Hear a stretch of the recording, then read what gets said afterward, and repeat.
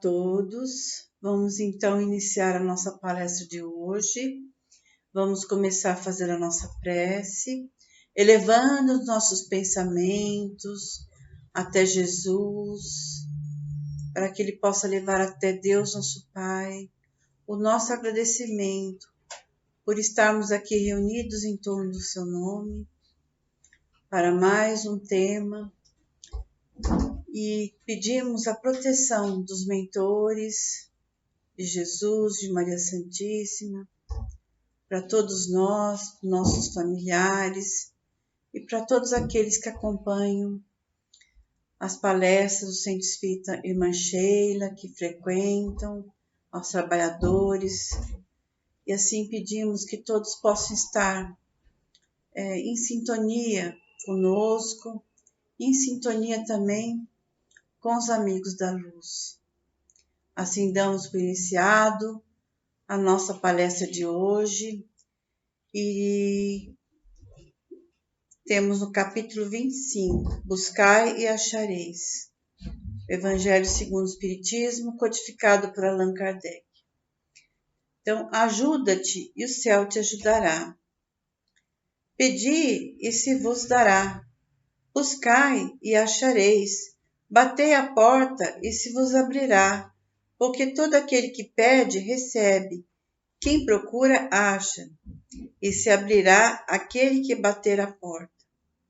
Também, qual é o homem dentre vós que dá uma pedra ao filho quando lhe pede pão? Ou se lhe pede um peixe, lhe dará uma serpente?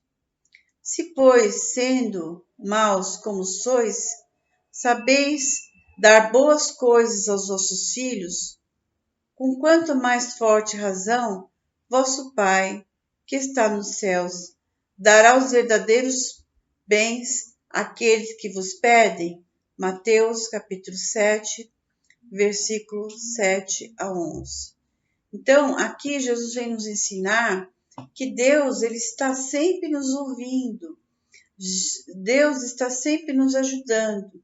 Então, aqui também nós temos que levar em conta a questão da fé, da certeza, porque a fé é a certeza, e também de fazer a nossa parte, porque nós fomos colocados aqui no mundo por um propósito. Estamos aqui no mundo de provas e expiações.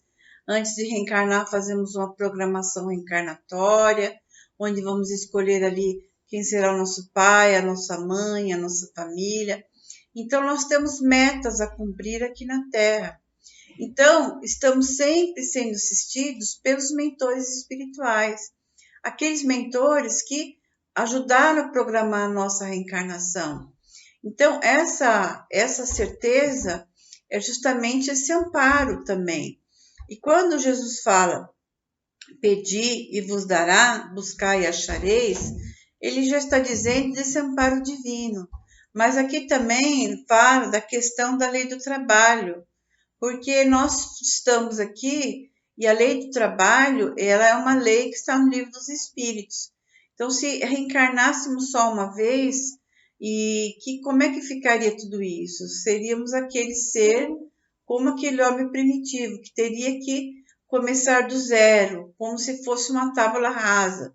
E aqui, então, a lei do trabalho, ela nos ensina que devemos nos aperfeiçoar, devemos desenvolver os valores morais, intelectuais, e conforme diz no livro dos Espíritos, toda ocupação útil é trabalho.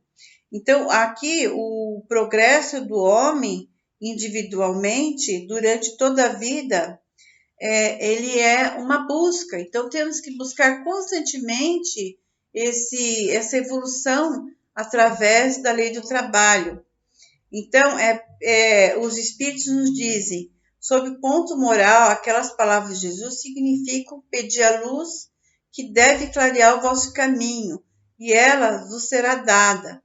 Pedi a força para resistir ao mal e a tereis. Pedi assistência dos bons espíritos e eles virão vos acompanhar. Então, olha só, quando nós passamos por algum problema, uma dificuldade a vencer, nós temos que pedir esse auxílio dos bons espíritos, nosso mentor espiritual, que muitos conhecem por anjo da guarda, eles vêm ao nosso socorro. Então, a prece também ajuda a nos conectar com eles e também elevar a nossa vibração, porque muitas vezes a nossa vibração, ela está tão assim, vamos dizer assim, baixa. Por quê? Porque nós nos entregamos ao desespero, à tristeza, à reclamação, e muitas vezes eles querem nos ajudar, mas não conseguem se conectar conosco, justamente por causa da nossa vibração. Então, aí também vai o nosso esforço de superação, de pensar o seguinte: o que essa dor está querendo me ensinar? Eu estou passando por um problema. Qual é o melhor meio de eu passar por tudo isso, de vencer, de superar? Então, é isso que eles estão nos falando. Porque se nós nos entregamos ali ao desespero, à reclamação, nós estamos ali fazendo com que essa nossa vibração, ela fique uma vibração muito negativa. Muitas vezes não percebemos ali a presença do nosso mentor espiritual, querendo nos inspirar bons pensamentos para superar tudo isso. Porque eles nos inspiram, mas o mérito é nosso. Esse trabalho também é um trabalho de intelectual, um trabalho de procurar os meios mais fáceis de evoluir.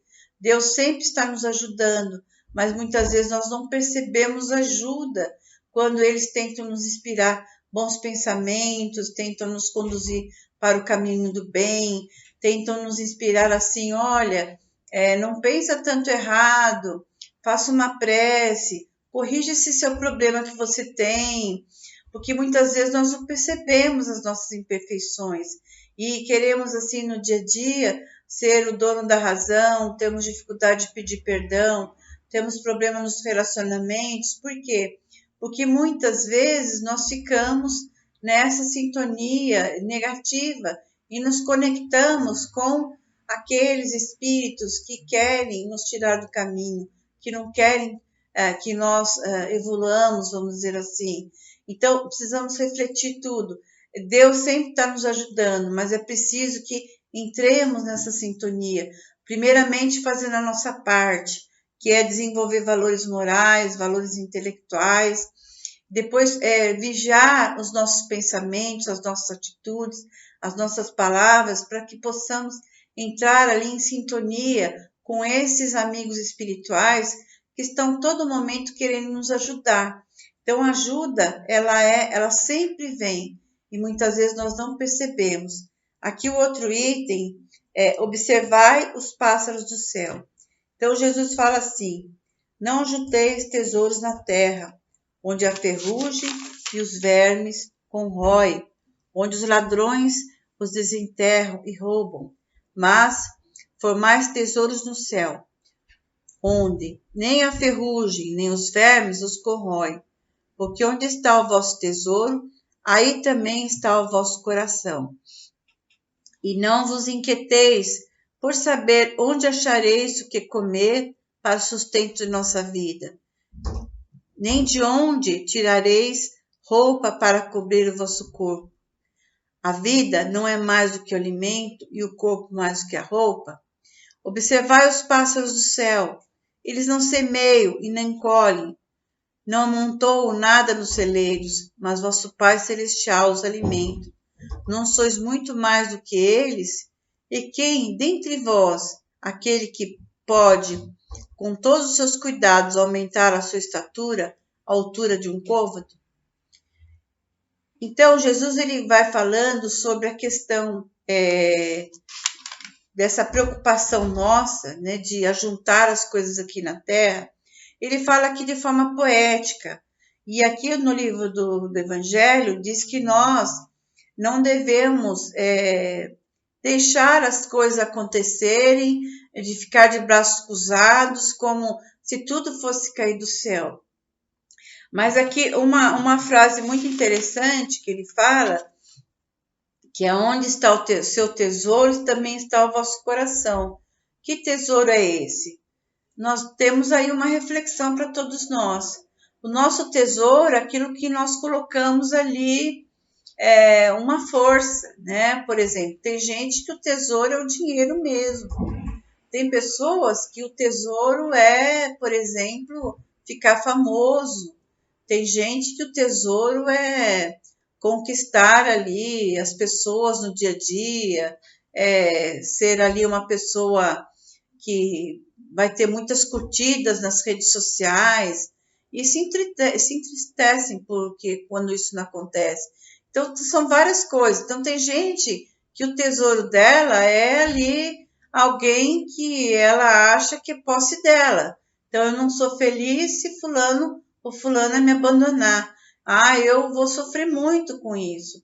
Então, o nosso tesouro é para ser pensado. Que tesouro é esse? São os bens espirituais. O nosso coração ele deve estar sempre ali focado com os bens espirituais. Nosso tesouro deve ser ali as aquisições de ordem moral, porque esse mundo ele está muito evoluído intelectualmente e muitas pessoas colocam o seu tesouro ali numa força, em algo que não vai assim acrescentar nada na questão da evolução espiritual. Não é que nós não devemos cuidar das outras coisas, não é isso. Devemos, assim, ter o nosso trabalho, temos que estudar, temos que evoluir nesse sentido, temos que amar as pessoas que amamos, mas muitas pessoas, elas vivem aqui como se fosse, assim, um oba-oba. Aliás, o Platão falava disso, né, que a Terra é um mundo ilusório, e que aqui é um mundo onde as pessoas vivem assim, é como se estivesse numa caverna. Ele faz isso na menção no mito da caverna, como se fosse assim, o seu tesouro fosse assim, as coisas ilusórias aqui da terra.